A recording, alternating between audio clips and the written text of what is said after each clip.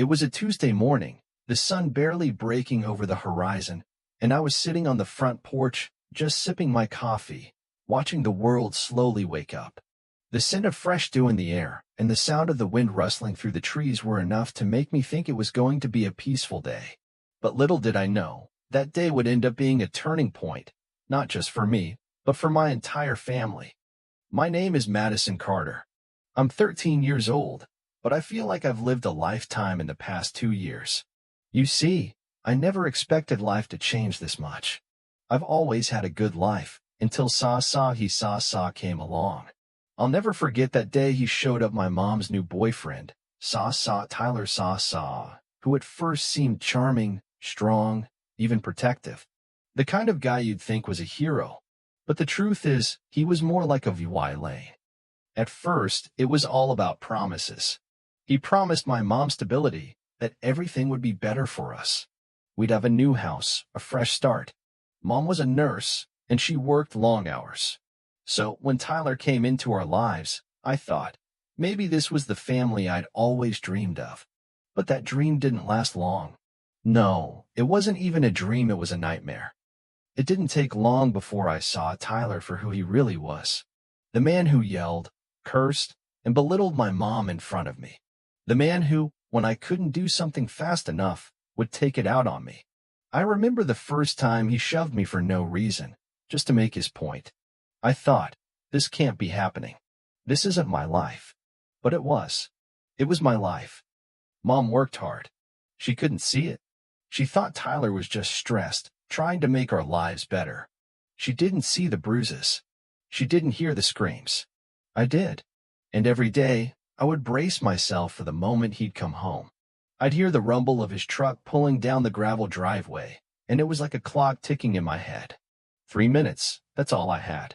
3 minutes to hide the homework I hadn't finished, clean up anything that might make him angry, and position myself where I'd be least likely to get in trouble. But Tyler's anger didn't have a timetable.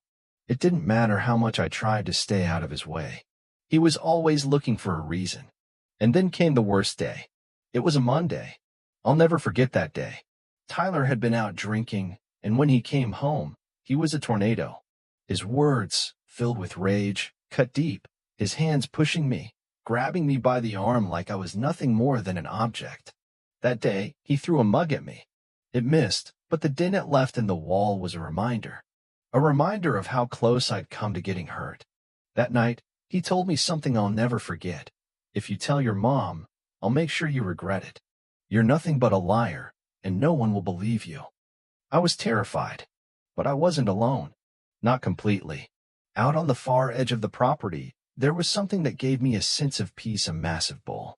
He was huge, towering at nearly 6 feet, dark eyes that seemed to understand. I named him Thunder Saw, but it felt more like he was my guardian. I found him one day when I was trying to escape, my heart heavy from the pain Tyler caused. And as I stood there, crying, Thunder came to me, nudging the fence, as if saying, I'm here for you. Thunder wasn't like any other bull. There were stories about him, about how he had appeared out of nowhere, how he was always in the right place at the right time, how the locals believed he was some sort of protector spirit. I didn't know if I believed the stories, but every day after school, I went to Thunder. We would talk, even though he couldn't talk back. I told him everything, the fear, the hurt, and how I thought no one could save me. But he listened, and that was enough. That night, something changed. Tyler came home, drunker than usual. He was angrier too, blaming me for his bad day.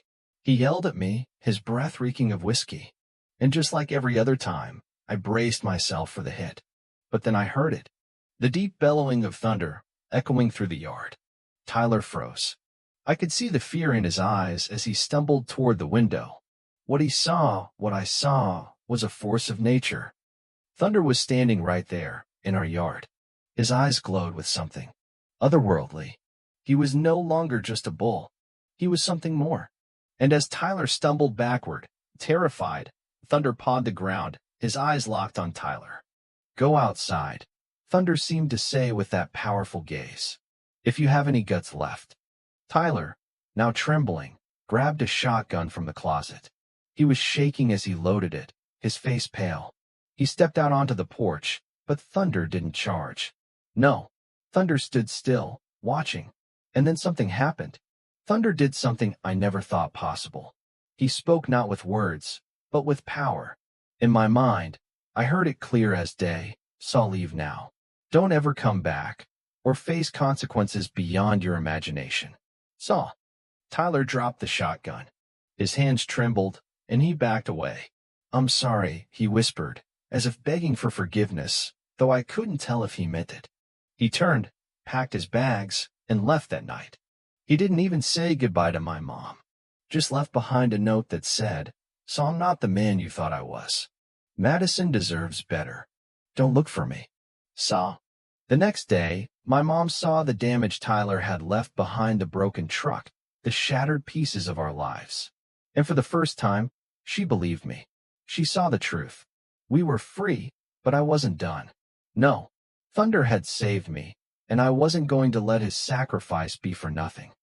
I started a program called Saw Thunder Ranch Saw, a place for kids like me. Kids who needed a guardian, someone to stand between them and the world.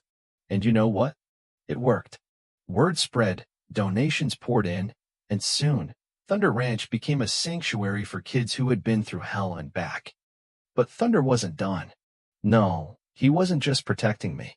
He was healing others. Kids who couldn't speak would come, and somehow, Thunder would help them. He would stand next to them, and suddenly, their voices would come back. It was like magic. Thunder knew exactly what they needed. A year later, I sat in front of a crowd, telling my story. My voice was steady, my heart full. I wasn't that scared little girl anymore. I was strong, and I had Thunder to thank for that. I talked about how Thunder saved me, about how he became not just a bull, but a symbol of protection, of love. People started to believe. And Thunder became a legend. But for me, he was more than that. He was family.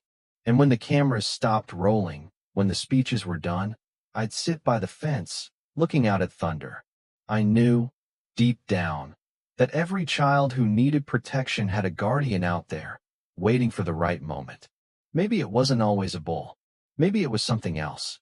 But Thunder showed me that help could come in the most unexpected ways. Now, as I stand here, looking at the stars above, I wonder how many other guardians are out there, waiting to step in when EVYL threatens innocence. So, what do you think? Do you believe in guardians like Thunder? And if you do, where are they when we need them most? Drop a comment and let me know your thoughts. This world can be dark, but there are forces out there sometimes we just need to believe they're real. If you've ever felt protected or had a guardian in your life, share your story in the comments below. Let's talk about the moments when the universe stepped in, even when we didn't know it. Don't forget to like, share, and subscribe for more incredible stories like this.